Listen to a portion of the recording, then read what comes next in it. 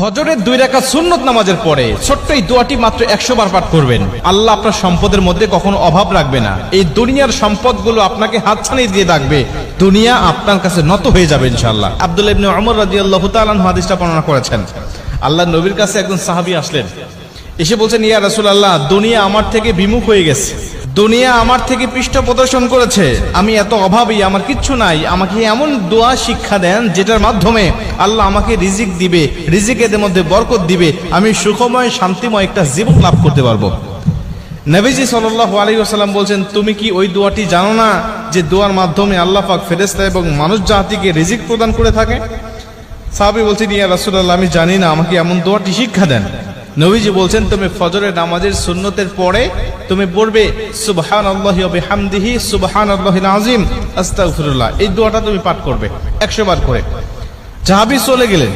চলে যাওয়ার পরে